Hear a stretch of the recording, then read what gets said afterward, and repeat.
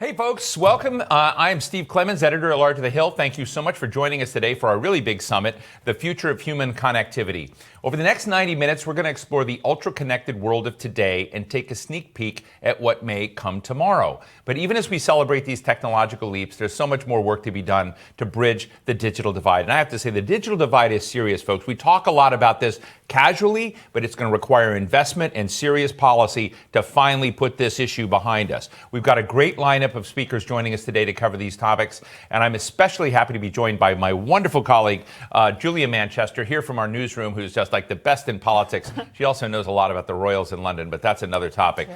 Julia, great to see you. Thanks for joining us. We're going to be having some fun today. So great to see you too. Before we begin, I want to thank our sponsor, NCTA, the Internet and Television Association, for its support of today's event.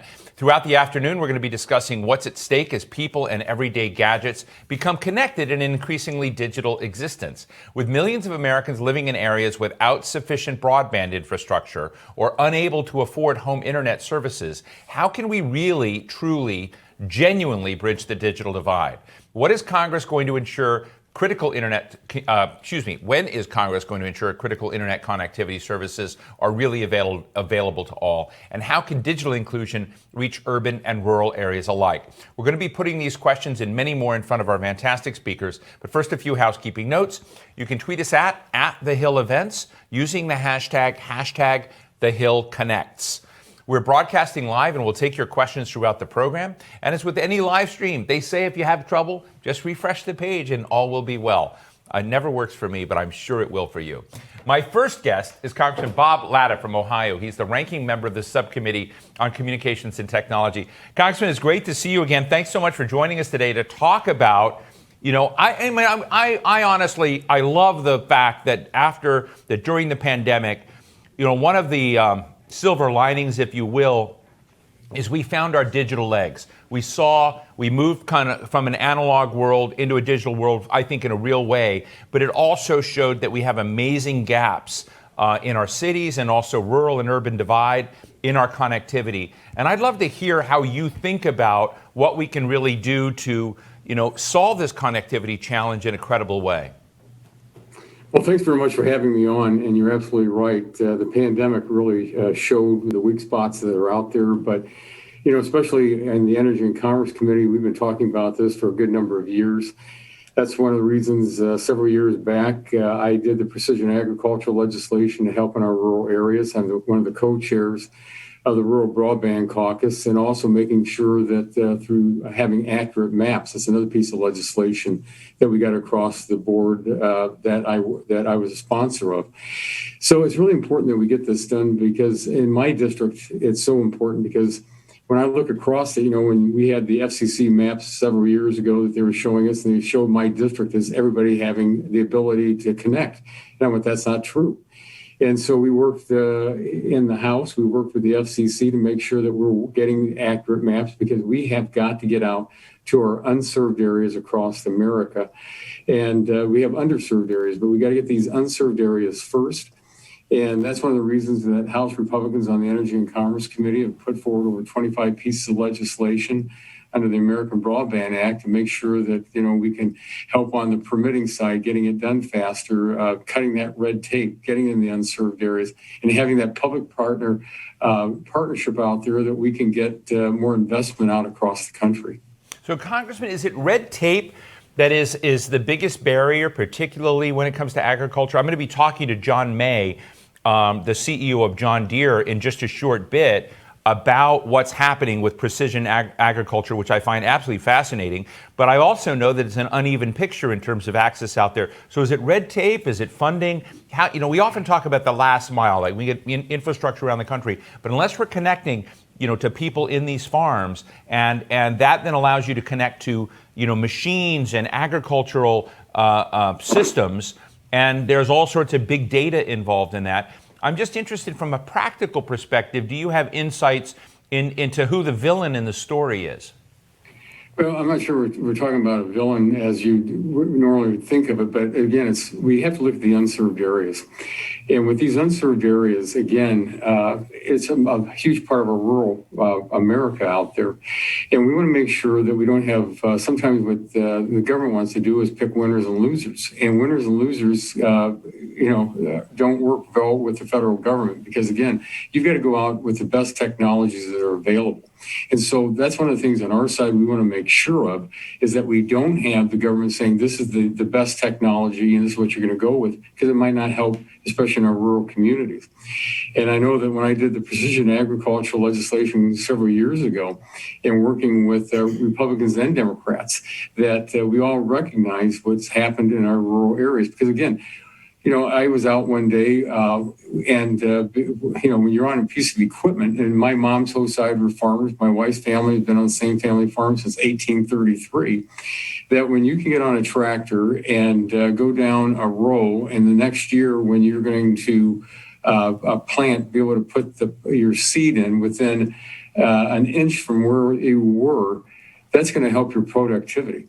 And it's going to make sure that you have more dollars in your pocket, because the ag community struggles because they might have a good year, but you might have 2 bad years and 2 okay years. So we want to make sure that we're doing everything out there to help our ag communities. I want to ask you another question, because I imagine you sit in a pretty good spot when it comes to committee hearings of getting a little view of the future. We've had a lot of discussion about the next generation of high-speed data networks in America. There's been a lot of discussion of 5G. I'm fascinated. Our sponsor today is very involved with 10G, 10 gigabit networks. And I'm interested in what options there are as you look at it as a policymaker and what we need to put in place to get these, secure, really high-quality, fast data networks embedded, not just in cities, but across the board. And, can you tell us something cool that most of our audience doesn't know that you've, heard in hearings? Well, one of the great things about you said, when you're on the Energy and Commerce Committee, we're looking over the horizon 5 to 10 years. And that's why it's so important we get it right, that we have the right regulations in place, the right laws in place, because, again, we don't want to hit those entrepreneurs and the innovators out there that are producing this. And, we're talking about 5G, 6G, but to give you an example, during the pandemic, when everything was shut down, schools were shut down, you had a 5G hub that was put in FCC Commissioner Carr was with me that day out on the western side of my district, where they had a hub that was put to the superintendent's for the school district's house, which then was able to feed multiple houses in the area. So it's all these things that can work together, and it's the technology out there and watching this happen. And because several years back we were just being told what could happen, and today we're seeing it happen. So we want to make sure that as we go forward that we see these things and that connectivity happen, because again, our rural areas, those unserved areas across the country, are at a real disadvantage, because not only for the students out there that had to have it, well, even today, you go home with your, what good's a laptop to a student if they can't connect and do their homework? What good is it for a mobile stroke unit to be out there if they can't serve past a certain area to save more people's lives? And so from telehealth to teleeducation to telework, all these things are happening, but we want to make sure that it's across the entire country and just not in our more urban and suburban areas. Congressman, one of the things that's become very abundantly clear is that the impact of the pandemic hit different communities differently. We saw also in the connectivity challenges, we have some communities that are underserved, other communities that are not. All of this has kind of bubbled to the surface.